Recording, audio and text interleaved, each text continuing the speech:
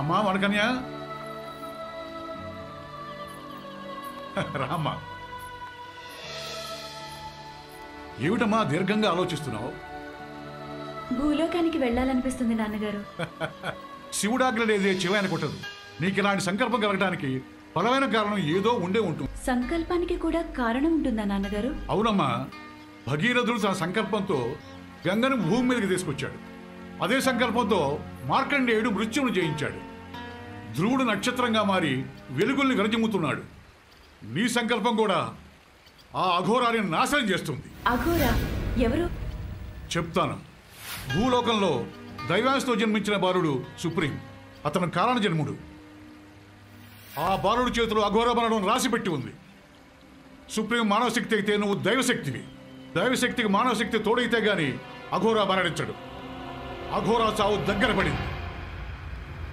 కానీ ఒక్క విషయం గుర్తుంచుకోమ్మా, ఒక దశలో నీ శక్తి నశిస్తుంది. అప్పుడు సుప్రీం తన శక్తితో అఘోరాన్ని అంతం చేస్తాడు. అప్పటి వరకు భూలోకానికి వెళ్లే సమయం కోసం నిరీక్షించు.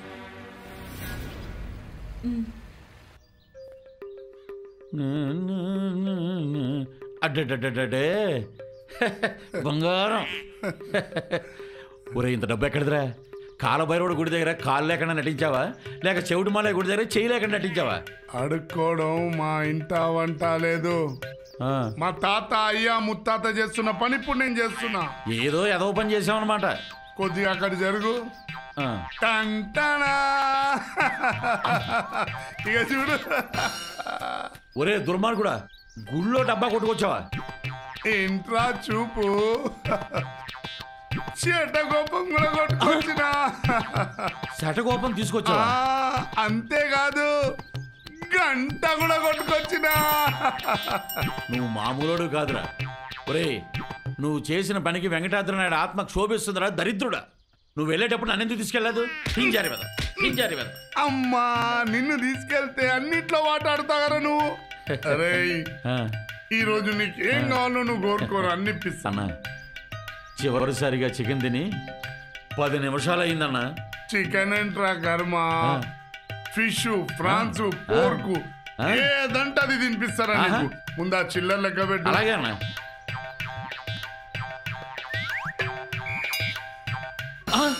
బ్రిటిష్ కాలం నాటి పులిబొమ్మ ఉన్న పావలారా ఇది.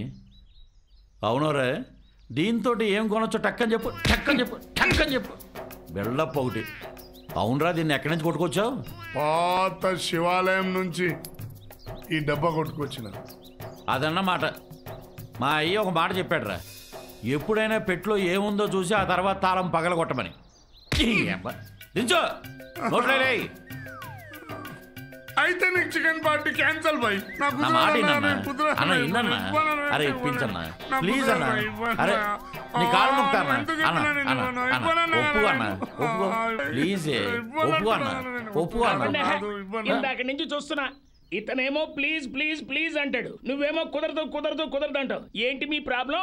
బాకరా ఏం లేదు గురుగారు. చెప్పు. ఇది ఉంది చూశారు, ఎప్పటిదనుకున్నారు? ఎప్పటిది? 200 సంవత్సరాల క్రితం ఉంది. 200 సంవత్సరం క్రితం గంట. ఈ పెట్టెను చూశారు? ఉంది. ఎప్పటిదని అడగండి. ఎప్పటిది?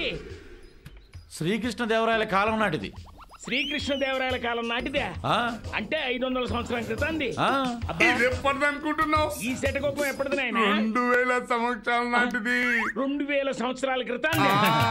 అయితే ఇవన్నీ యాంటిక్స్, చాలా కాస్ట్లీ. ఒక్కొక్కటి 1,00,000 రూపాయలకి ఇమ్మంటారు. కుదరదు అంటున్నా. ఒకదానికి 1,00,000 ఇస్తానంటే ఇచ్చేచ్చుగా.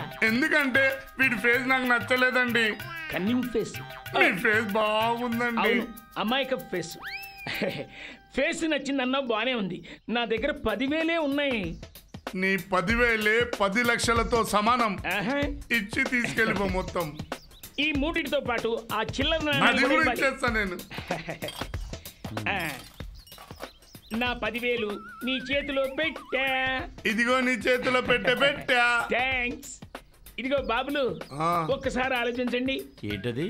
నాకు మస్కా కొట్టి నన్ను మోసం చేసి ఈ 3 నాకు అంటగడ్డానని ఫీల్ అయిపోతున్నారు కదా, ఆనందపడిపోతున్నారు కదా. మీకు విషయం తెలుసా?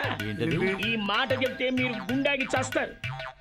అదేంటంటే బ్రిటిష్ కాలం నాటి కాయిన్స్ ఇచ్చారు, ఒక్కొక్క దానికి 10,000 వస్తాయి. మస్కాకి మస్కా. Tata bye bye stereo. ముందే చెప్పేది ఉండే కదా.